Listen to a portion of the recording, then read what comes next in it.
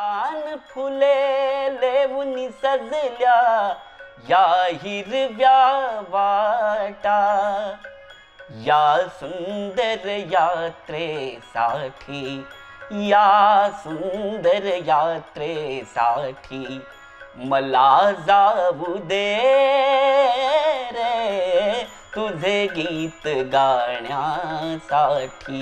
आमची माऊली असं काय आम्ही त्या म्हणजे आमच्यामध्ये आता ॲक्च्युली खरं म्हणायला गेलं त्यांना एक मुलगी आहे, परंतु त्यांना मुलगा नाही आहे, मुलं नाहीच आहे, एकच मुलगी आहे. पण आम्हाला त्यांनी असं एक तळ हाताच्या फोडा एवढा जपलेला आहे.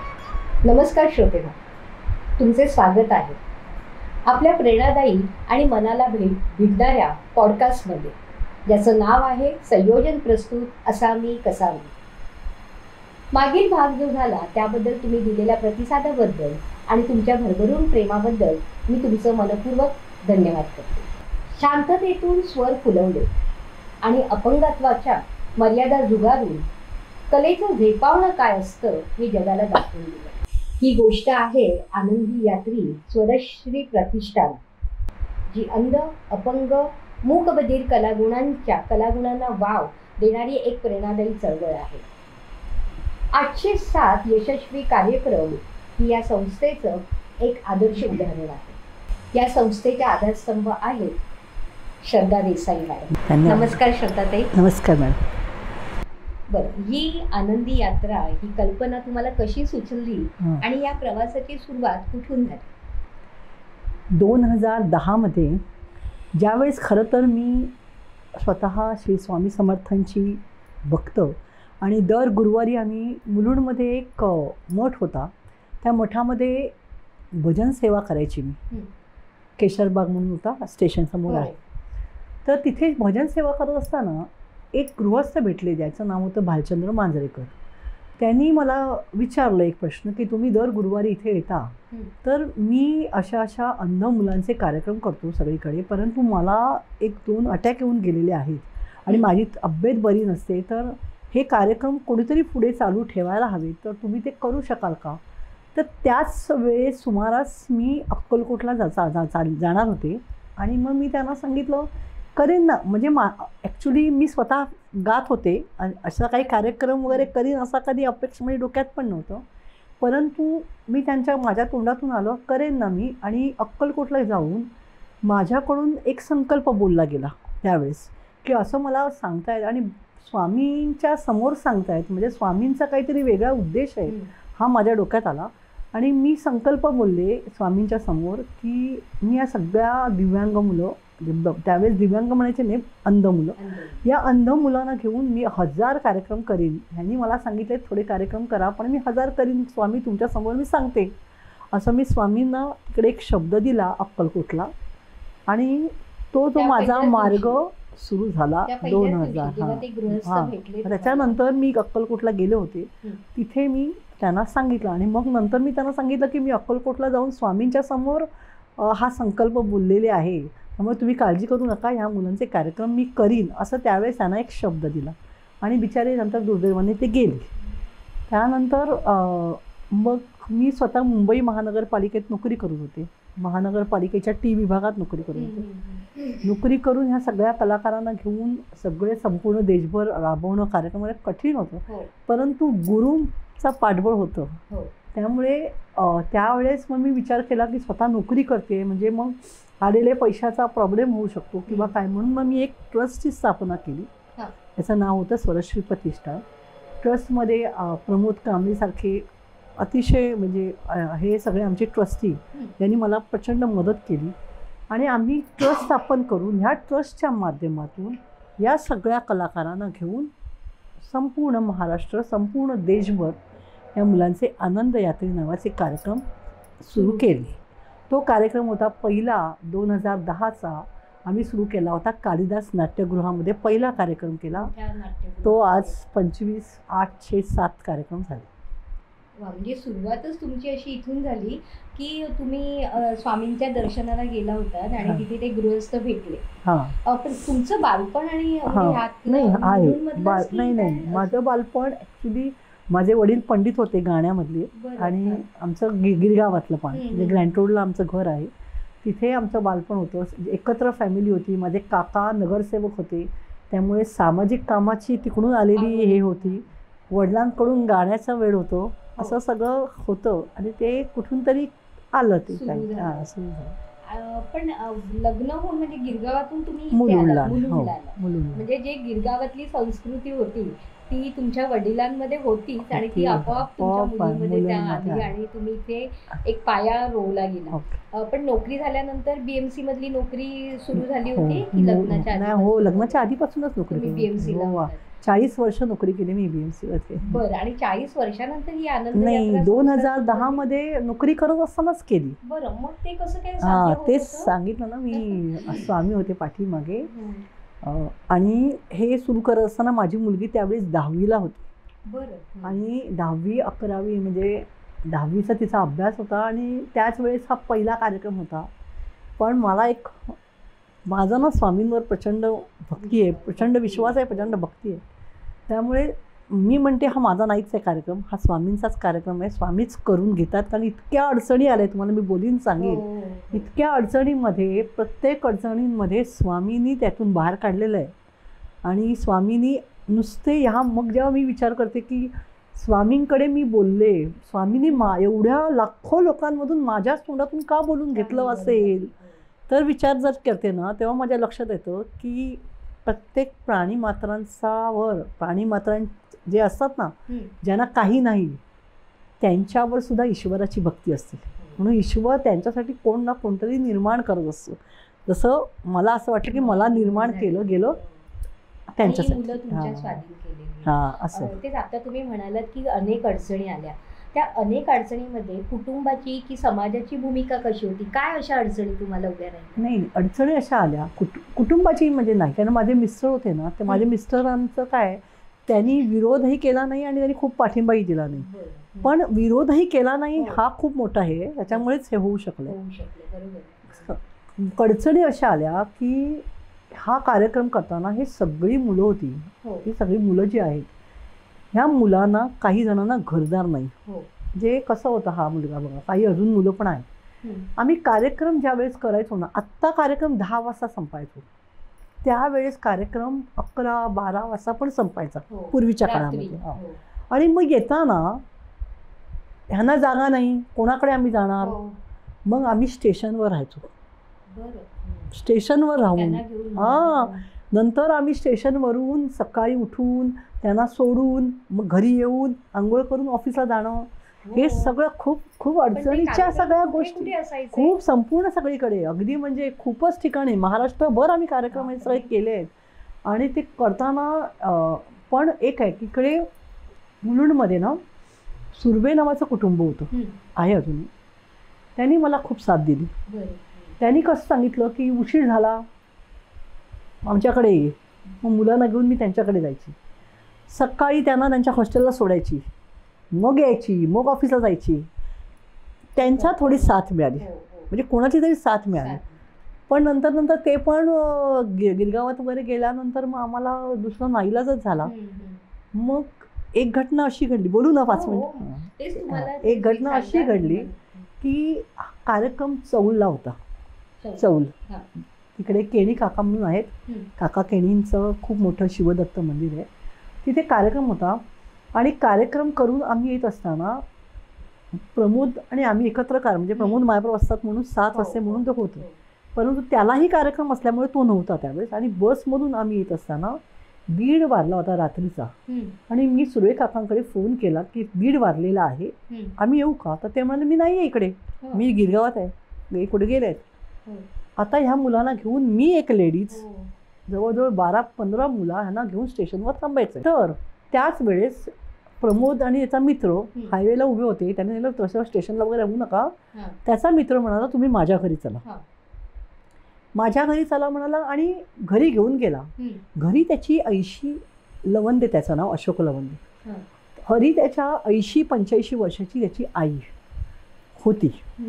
ती उठली, तिने सगळ्यांना बिछानी घातली. रात्रीचे 2-2:30 वाजले आणि तिने चहा केला. चहा करून आम्हाला दिला. ती 80 वर्षाची बाई चहा देते आहे. मला एकदम खूप रडायला आलं. आणि त्या रात्री स्वामींना मी खूप भांडले स्वामींशी, की स्वामी माझ्याकडून तुम्ही जे काय करून घेताय हे लोकांना त्रास देण्यासाठी करताय का? असं सरळ विचारलं. नाही करणार आता, हे उद्यापासून माझं हे बंद, मी हे नाही करणार. कारण हे काय माझं उत्पन्नासाठी मी करत नाही आहे. हे ह्यांना 4 पैसे मिळावे, त्यांचं शिक्षण व्हावी, त्यांचं चांगलं व्हावं, त्यांचं घर चालावं, या दृष्टिकोनातून मी करते. पण जर मला लोकाला त्रास द्यायचा असेल तर मग मी हे नाही करत, असं मी बोलले. असं बोलले. आणि दुसऱ्या दिवशी सकाळी आम्ही निघालो. ह्यांना सगळ्यांना स्टेशनला सोडलं. मी घरी आली आणि मी ऑफिसला जायला रिक्षातून निघत असताना मला तारासिंग, तुम्हाला माहिती आहे ना, पापाजी, त्यांनी फोन केला. मला म्हणाला, बेटी तेरी जगह का प्रॉब्लेम सॉल्व हो गया क्या? तर मी म्हटलं की नाही पप्पाजी, कल ऐसा हुआ, रात को 85-90 वर्षाच्या बाईला त्रास द्यावा लागला, मी आता नाही करणार आहे. ते म्हणजे अभी स्वामी के मठ में आ जाओ, म्हाडा में. आणि त्यांनी मला त्यांची 8x8ची खोली, त्याची चावी मला दिली आणि सांगी, कल से स्टेशन पे रहने का नहीं, ये बच्चों के लेके उधर रहने का. आणि ही जी घटना घडली, म्हणजे हे कसं आहे माहिती आहे, मी स्वामींना म्हटलं ना, म्हणून स्वामींनी त्यांना तो बुद्धी दिली आणि ती जागा मिळाली. ही जागा मिळाल्यानंतर मात्र आमचा खूप मोठा प्रॉब्लेम सॉल्व झाला, की कुठलाही कार्यक्रम किती वाजता संपला तरी आम्ही आपला तिकडे सगळ्या पोरांना घेऊन त्या एवढ्याशा खोलीत का होईना रात्र त्या खोलीच्या आतमध्ये निवाऱ्याला राहत होतो. जो स्टेशनवर आम्ही राहत होतो ते झालं. ते खूप म्हणजे ती गोष्ट तुमचं स्वामींनी ऐकलं आणि मिळाली. ती मार्ग दिला आणि ती जागा दिली. ती जागेत आता राहायला लागलो. आता कसं झालं, ही मुलं काही शिक्षण करतायत. होती आता आमच्याकडे 20-22 मुलं आहेत. परंतु ही सगळी मुलं येत आहेत, शिक्षण करतायत. माझी 1-2 मुलं तर बँकेची परीक्षा देऊन बँकेत लागली, त्यांची लग्न झाली, मग ती गेली, दुसरी आली, दुसरी गेली, तिसरी आली, असं पिढीने पिढी चालू झालंय. आता ही जी मुलं आहेत, आता हा जो मुलगा आहे हा आजमगडून आलेला आहे मुलगा. ह्याला कोणाचं काय नाही आहे, तो माझ्याकडेच राहतो. दुसरा एक आहे श्रीराम म्हणून, तोही माझ्याकडेच राहतो. त्याला आईवडील वगैरे कोणी नाही आहे. जागा आमच्याकडे आहे, ती एवढीशी जागा आहे. मग त्या जागेमध्ये ह्या मुलांना ठेवणं म्हणजे मग मी बराच वेळा माझ्या घरीच आणते. ही घर आहे ना, सगळं आमचं विश्वची माझं घर आहे.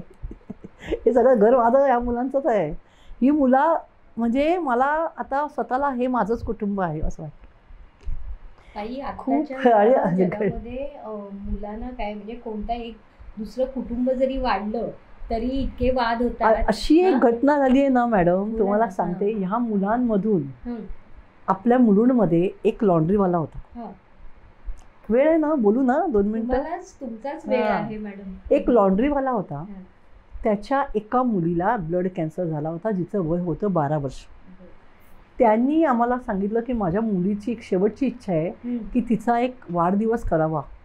तिचा वाढदिवस कोणी केला नाही आहे, तुमच्या मुलांचा कार्यक्रम करा आणि तिचा वाढदिवस करा. 26 जानेवारीचा दिवस होता. तिच्या हस्ते आम्ही झेंडावंदन केलं. 26 जानेवारीचा वाढदिवस केला. ह्या मुलांनी गाणी म्हटली आणि बिचारी 1 फेब्रुवारीला गेली. पण काय झालं, तिचा जो दुसरा भाऊ आहे 16 वर्षाचा, त्यालाही ब्लड कॅन्सर झाला. आणि तो जो आपल्या इकडे म्हणजे केळकर कॉलेजकडे त्याचं हे आहे, इस्त्रीचं दुकान आहे छोटंसं. त्यांनी सांगितलं की एका मुलीचंच करताना नाकेनूर झाला, ह्या मुलाला आमच्याकडे एकही पैसा नाही, मी ट्रीटमेंट देणार नाही. तो होता 11-20ला मुलगा. विदाऊट ट्रीटमेंट तो मुलगा जाणार. हेच आम्हाला आमच्या पोरांनाही काय आणि आम्हालाही खूप त्रासदायक झालं. तर मग मी त्याला सांगितलं, एक काम करतो आम्ही, आमची मुलं आहे ना कार्यक्रम करतील, तो पैसा कमवून आम्ही तुला देतो.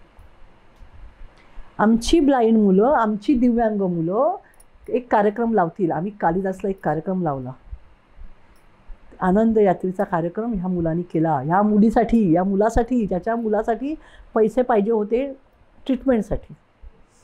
आणि आमच्या मुलांनी 1 लाख रुपये कमवून त्या मुलाला ट्रीटमेंटसाठी दिले टाटा हॉस्पिटल. मी म्हणते ना की आपलं जे आपण जे करतोय ना, ती माझी मुलंसुद्धा पुढे पुढे चालली आहेत हे सगळे बीज घेऊन. म्हणजे जी डोळस आहेत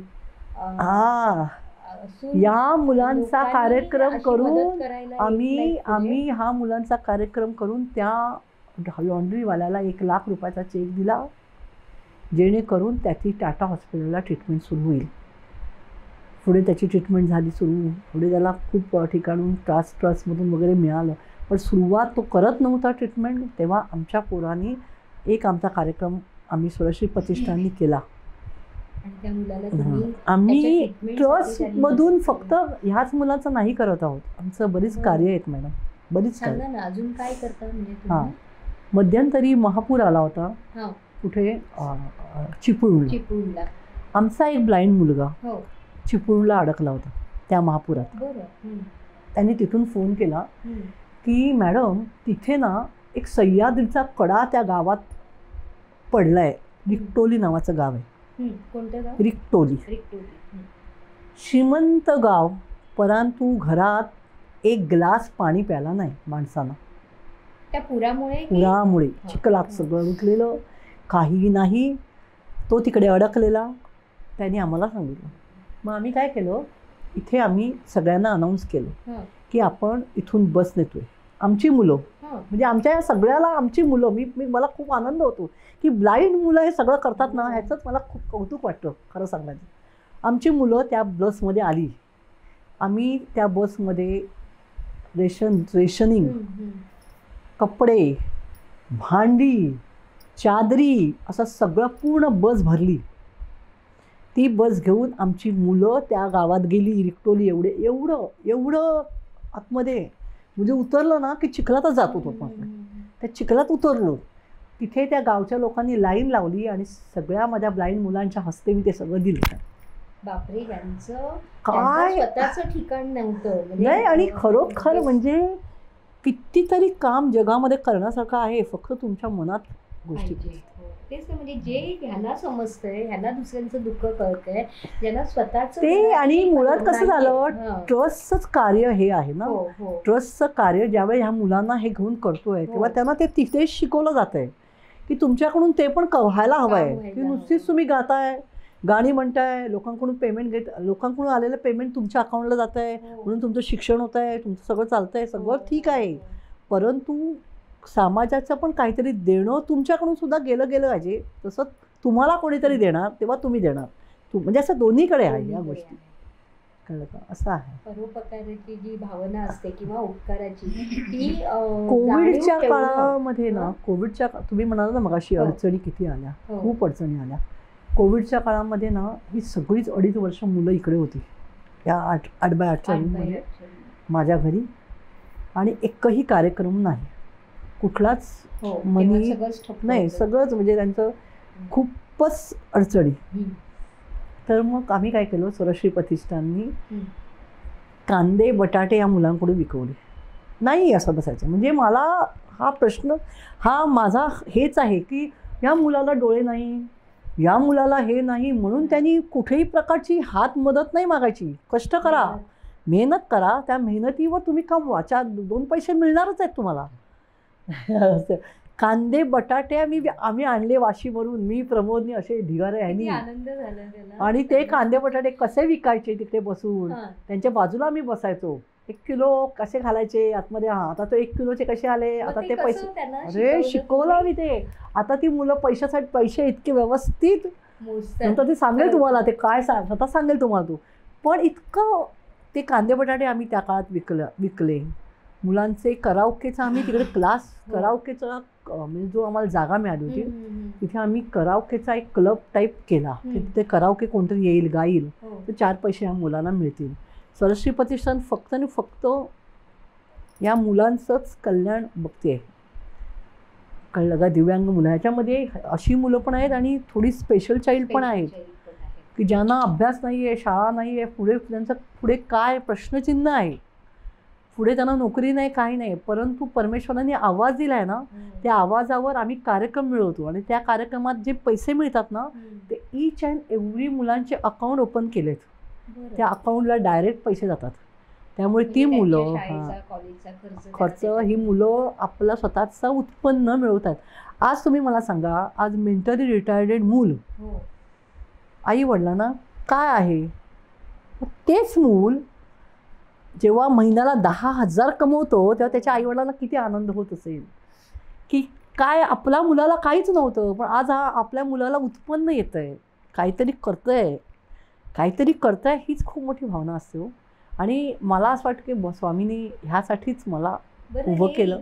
आणि माझ्याबरोबर एकटी मी नाही आहे, प्रमोद कांबळी आहेत, आनंद कांबळी, आमचे सगळे ट्रस्टी खूप आहेत मदतीला.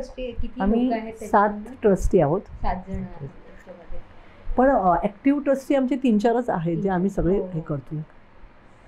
कारण इथे असं झालंय की इथे तुम्हाला त्यांचं नाही, मुलं सुद्धा दुसऱ्यांचं पण विचार करतायत.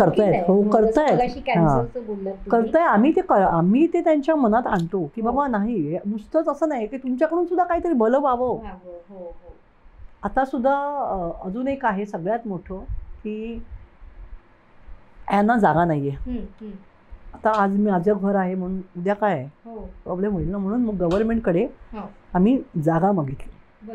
जागा ज्यावेळी अप्लाय केला ना तेव्हा माझ्या या मुलांनी मला एक सुचवलं की मॅडम तुम्ही आज 62 वय आहे, तुम्ही आज उद्या नाही, आम्हाला तुमच्यानंतर कोण, त्याच्यापेक्षा आमच्याबरोबर वृद्धाश्रम करा. ज्या वृद्धाश्रमामध्ये आजी आजोबांना मुलं बघत नाहीत, आम्हाला आई वडील नाहीत, अशा 2 बिल्डिंगी तुम्ही तयार करा. आणि आम्ही गव्हर्नमेंटकडे तो प्रस्ताव दिला आणि गव्हर्नमेंटने आम्हाला जागा अलॉट केली चिखलोली इथे अंबरनाथ बदलापूरच्या मध्ये. तिथे आपल्याला 2 बिल्डिंगी होणार आहेत. एक ह्यांचा आत्ता होणार, आत्ता ताबा मिळतोय, ह्यांचं एक 2 मजल्याची बिल्डिंग होणार, तिथे दिव्यांगाश्रम असणार आहे. पुढे 2 मजल्याची बिल्डिंग ज्याला आनंद आश्रम, मी वृद्धाश्रम म्हणत नाही, आम्हाला आवडत नाही वृद्धाश्रमाचे, आनंद आश्रम होणार आहे. ह्या आनंद आश्रममध्ये ज्यांची मुलं बाळं व्यवस्थित आहेत पण त्यांना कोणी नाही आहे त्या माणसांचं हे होणार. त्या माणसांकडून जे पेमेंट काय येईल त्याच्यातून ह्या मुलाचं सगळं होणार, असं माझं एक प्लॅन आहे. बघू पुढे. तुमच्या विचारांबरोबर मुलांची पण विचारांची शक्ती इतकी मोठी आहे ना, म्हणजे पुढे काय करायचं हे त्यांनी आत्ताच ठरवलंय. हो, त्यांनी सुचवलं मला की मॅडम फक्त आमचा दिव्यांग आश्रम करू नका. शिकले किती आहे? तू किती शिकलाय सांग बघू? 10वी शालांत परीक्षा. हा मुलगा आजमगडून आला आहे. जेव्हा आला तेव्हा फक्त मराठीच बोलत होता, हिंदी मराठी भोजपुरी. आज 7 भाषेत गातो, सगळ्या मराठी, हिंदी, गुजराती, कन्नड, तेलुगू, मल्याळम सगळ्या भाषेत, आणि अप्रतिम गातो. पण ही जेव्हा आली तेव्हाच ती गात होती की त्यातला तुम्ही ओळखलत की गात होती? नाही, गात होत असलेली मुलं ह्याच्यामध्ये आली. काही जण वाजवणारी आहेत, काही जण म्हणजे एकंदरीत या पालकांनी म्हणजे थोडक्यात कसं माहितीये, ही मुलं काही शाळेत जात होती, शाळा 10वी झाल्यानंतर त्यांना सांगायचे आता तुम्ही तुमचं बघा, मग आता ते कुठून बघणार, ते आमच्याकडे आले. असं म्हणजे आम्ही कार्यक्रमच हा बांधला ना या मुलांसाठी. मग या कार्यक्रमाच्या निमित्ताने ही सगळी मुलं एकंदरीत एकत्र आली, असं झालं. म्हणजे पूर्ण दृष्टिकोन तुमचा आहे की ह्या अंध मुलांना किंवा दिव्यांग मुलांना त्यांच्या कला भक्कम त्यांना व्यासपीठ मिळावं, त्यांना आर्थिक उत्पन्न मिळावं, जेणेकरून त्याने परमेश्वराने हे दिलेलं नाहीये, परंतु उत्पन्न मिळून ते आपल्या पायावर उभे राहतील. हा एक सगळ्यात मोठा. मला वाटतं तुमच्या मी त्या दिवशी जो प्रोग्राम पाहिला, कार्यक्रम तुमचा, त्याच्यामध्ये तर नुसती अंध नाहीच आहे, मला वाटतं हँडिकॅप एक मुलगी आहे, तिला आता तिचं तर गोष्ट सांगते तुम्हाला, तिला पाय पण नाहीये, डोळे पण नाही आणि कळतही नाही. ती मुलगी वांगणीला राहते. तिची आई आहे ना स्टेशनवर गाडीमध्ये विकायची कानातले हे ते, आणि घरात अशी मुलगी, विचार करा. पण ज्या क्षणी आनंद यात्री कार्यक्रमात त्या मुलीला आम्ही घेतलं, आईने ते बंद केलं कारण उत्पन्न मिळालं आणि आईचं लक्ष त्या मुलीकडे गेलं. म्हणून मग कधी कधी मला असं वाटतं ना मॅडम की स्वामीने माझ्याकडून जे बोलून घेतलं ना त्याच्या मागे कारण हे आहे, की आज मी विचार करते, मी स्वतः गाणारी, मी स्वतः BMC मध्ये नोकरी करणारी, माझ्याबरोबरच्या बायका युरोप टूर करतायत, मस्तपैकी रिटायरमेंट नंतर. खरंच सांगते, मी माझ्या बरोबरच्या सगळ्या मैत्रिणी खूप एन्जॉय करतायत लाईफ, आणि मी पूर्णपणे ह्यांच्यामध्ये पूर्ण अडकलेली आहे. पण नाही वाईट वाटत आहे मला, कारण हा मला गुरुने दिलेला काम आहे, निष्काम कर्मयोग. ते दिसतच नाही तुमच्या चेहऱ्यावर, कारण तुम्ही ज्या उत्साहाने सांगताय त्यांच्याबद्दल आणि पुढे काय करायचं हे देखील तुम्ही ठरवलेलं आहे आणि त्याचसाठी तुमची ही पावलं पडलेली आहेत. तुला कोणतं गाणं गायला आवडतं जास्त मला आणि कधी आवडायला लागलं? कसं आहे मॅम की आधी सर्व श्रोत्यांना माझा नमस्कार. मी प्रदीप सिंग. तर ॲक्च्युली तुम्ही जो प्रश्न मला विचारला खूप चांगला विचारला. मला गाणी सगळीच आवडतात, म्हणजे अशी जुन्यापासून जुनी गाणी खूप आवडतात. म्हणजे उदाहरणार्थ भीमसेन जोशी, अरे बाबूजी. हां, म्हणजे आयडॉल्समध्ये भीमसेन जोशी, म्हणजे अभंग वगैरे म्हटलात ना, हो हो, तर आयडॉल्स भीमसेन जोशी. भावगीत म्हटलं की बाबूजी, किंवा अजूनही तर म्हणजे हिंदी काही गाणी म्हटली तर रफी साहेब, थोडंफार किशोर कुमार. अदरवाईज सगळे गायक मला आवडतात. ही लहानपणापासूनच आवड? हो हो, मला पहिल्यापासून आवड आहे. मी जेव्हा 3-4 वर्षाचा होतो तेव्हापासून मला गाण्याची आवड लागली. जास्त करून अभ्यासात मुळीच इंटरेस्ट नव्हता. मी म्हणायचो की मी नाही हो मैं, आणि त्यावेळेला मला मराठी काय बोलता येत नव्हतं. नाही मैं सीखूंगा तो खाली संगीत सीखूंगा, खाली गाणं. हो, मी शिक्षकांकडे ज्या संगीत शिक्षिका वगैरे होत्या आमच्या, त्यांच्याकडे मी हट्ट करायचो, नाही मी अभ्यास नाही करणार, मला गाणं ते गाणं.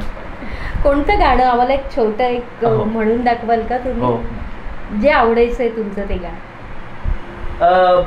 कवी यशवंत पाडगाव, कवी मंगेश पाडगावकर यांचं म्हणजे यांनी गीत लिहिलेलं आणि यशवंत देवांचं संगीत आहे. बाबूजींनी गायलं आहे. ईश्वराला एक आळवणी केलेली आहे. तर गाण्याचे बोल आहेत, तुझे गीत गाण्यासाठी सूर लाव. तिन्ही लोक आनंदाने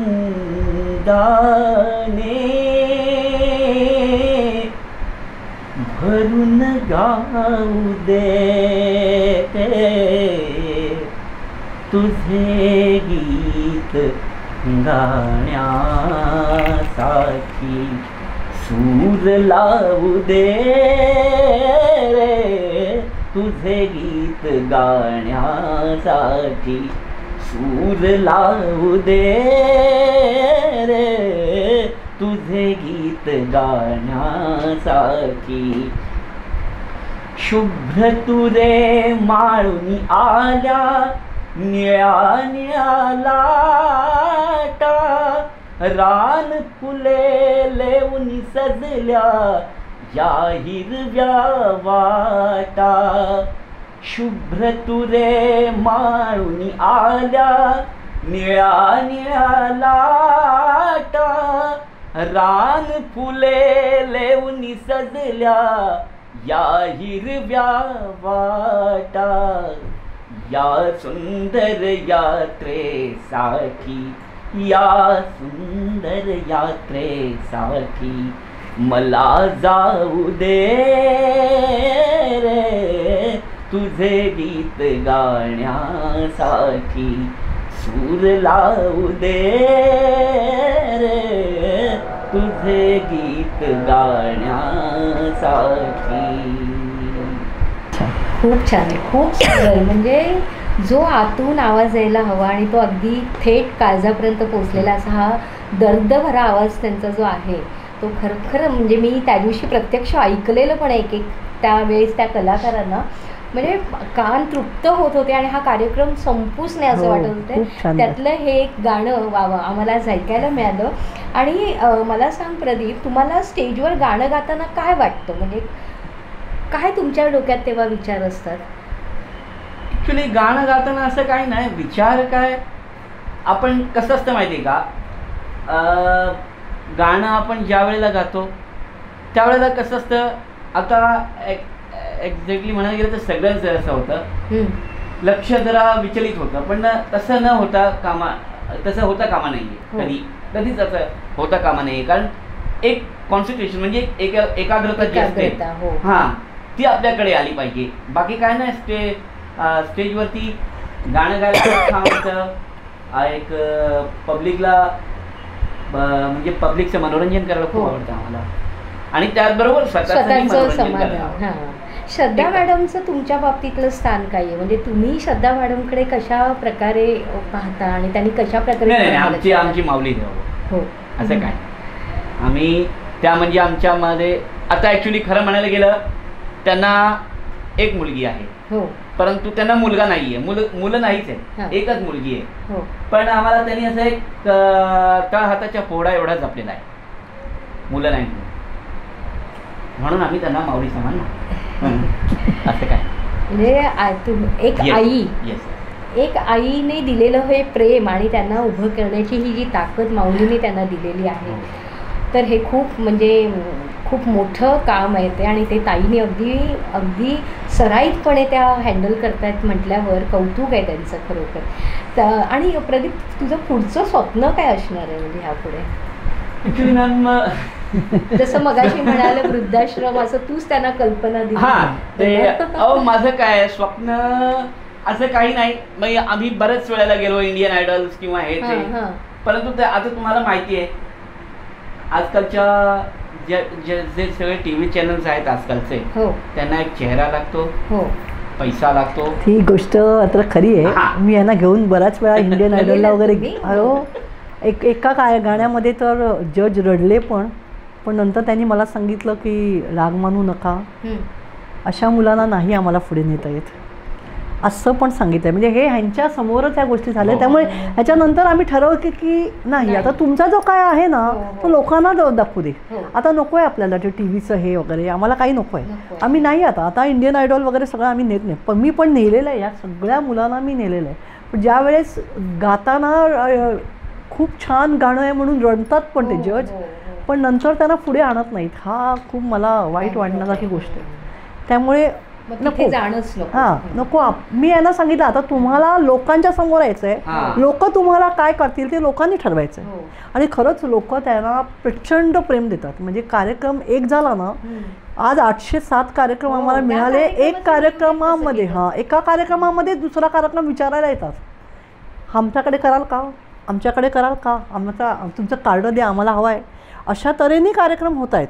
माउथ पब्लिसिटी म्हणतो ना, तसं बघायला गेलं तर आमची कमीत कमी फेसबुकवर तुम्ही बघितलं तर आमचे कमीत कमी असणार, यूट्यूबवर आमचं नाहीच आहे जवळजवळ कमी कमी का, परंतु आमची माउथ पब्लिसिटी प्रचंड आहे. म्हणजे कार्यक्रम झालाच की तिथे जी लोकं असतात ती 50 लोकांना सांगतात, आणि तेच आम्हाला हवं आहे खरं तर. म्हणून तर मॅडम मी म्हणतो ना की कसं असतं माहिती का, हे रियालिटी शोज करण्यापेक्षा ना, आता तुम्ही म्हणाल मला तुझं स्वप्न काय, हे रियालिटी शोज वगैरे मला पूर्वी खूप वाटायचं की बाबा काहीतरी आपल्याला टीव्हीवर जायला मिळेल, गायला मिळेल. पण हे आता नंतर बाहेरचं जग आल्यानंतर आता असं बाहेरच्या जगाने जेव्हा कौतुक केलं ना, आता तर असं वाटलं लाईफ आहे हो, तेव्हा त्यांना कळलं की अरे बाहेरचं जग जास्तच कौतुक करते आपलं, टीव्ही जाऊ दे ना, म्हणून दे ना असं. पण एक आहे त्यांच्या मनात शल्य आहे की त्यांना कधी ना कधी ते टीव्हीवर न्यायचं आहे. बघू परमेश्वर असेल तर होईल. पोरांना नेण्याचं स्वप्न आहे, बघूया नेतील. आता तुम्ही लोक आणताय तसं कोण ना कोणतरी आम्हाला टीव्हीवर पण विचारतील याल का घेऊन जाऊ. या कलाकार मुलांकडून तुम्हाला काय अपेक्षित आहे यापुढे? हां, ही अपेक्षित असं आहे की माझं एक स्वप्न जे आहे वृद्धाश्रमाचं, एक माझं स्वप्न त्यांनी जे माझ्या डोक्यात आणलं की बरेचशी मुलं या देशाच्या बाहेर आहेत, त्यांच्याकडे पैसा आहे पण त्यांच्या आईवडिलांना बघायला कोणी नाही. आज जी परिस्थिती आहे ना, अत्यंत भयान परिस्थिती समाजामध्ये आहे की सगळी मुलं तिकडे जात आहेत, तिकडून पैसा पाठवत आहेत. इथे एकटा माणूस राहतो आहे किंवा 2 माणसं राहत आहेत. एकटा माणूस राहतो तर त्याचे तर हात कुचरा हात नाही खात, म्हणजे तो बाई ठेवतो आहे, हे ठेवतो आहे, पण त्याला बघायला कोण नाही. मग अशा वेळेस आम्ही जे आनंदाश्रम ठेवला आहे, केला आहे, त्या आनंदाश्रमाचा आमचा जो प्लॅन आहे ना तो खूप वेगळा आहे. म्हणजे आम्ही तिथे एक मोठा हॉल तयार केला आहे. त्या हॉलमध्ये आम्ही रोज 4 ते 6 हा करमणुकीचा कार्यक्रम असणार आहे. जो करमणुकीचा कार्यक्रम ह्या मुलांद्वारे होणार आहे. ते जे पैसे येणार आहेत ह्याच मुलांना दिले जाणार आहेत. प्लस ती जी माणसं एकटी आहेत ना, त्यांना खूप स्वतःला मनोरंजन होईल, प्रेम होईल. त्यांना कॅरम खेळू शकतात, त्यांना जे काय करायचं आहे ते करू शकतात. दर रविवारी डॉक्टर येतील, एक नर्स आम्ही तिकडे ठेवणार. आमचा जो प्लॅन आहे ना खूप सुंदर प्लॅन आहे, जेणेकरून आयुष्यभरात वृद्ध माणूस एकटा राहता कामा नये, तो सगळ्यांबरोबर राहायला पाहिजे. ही वृत्ती, ही माझी इच्छा आहे. म्हणजे ही खरंच इच्छा आहे. आणि ह्या मुलाला पण वाटता कामा नये की आपण अनाथ आहोत, एकटे आहोत किंवा त्यांना आजी आजोबा मिळतील, त्यांना ती मुलं असं. आणि आमचं उद्या काय झालं तर आम्ही डोळे मिटताना हे सगळे एकमेकाबरोबर आहेत, ही भावना होईल. वा. श्रद्धा मॅडम आणि त्यांच्या विशेष कलाकार मुलाशी बोलताना आज आपण एक नक्कीच गोष्ट शिकलो की क्षमतेपेक्षा इच्छाशक्ती मोठी असते. जे डोळे दिसत नाहीत ते हृदयाने बघतात, जे ऐकू येत नाहीत ते आत्म्याने ऐकवतात. आणि जेव्हा आत्माच्या सुराने समृद्ध झालेलं हे संगीत असतं तेव्हा ती खऱ्या अर्थाने आनंदी यात्रा होते. आणि अशा या प्रेरणादायी प्रवासासाठी आनंदी यात्रे सर्व सभासदांना आणि त्या कलाकारांना आमच्या खूप साऱ्या शुभेच्छा. तुमच्या पुढील वाटचालीसाठी खूप साऱ्या शुभेच्छा. धन्यवाद. श्रोते हो, अशा कार्यक्रमांना आपला पाठिंबा आणि आपलं प्रेम आणि गरजेप्रमाणे प्रेम करणं किंवा मदत करणं हीच खरी कृतज्ञता असेल. पुन्हा भेटूया अशाच प्रेरणादायी प्रवासात.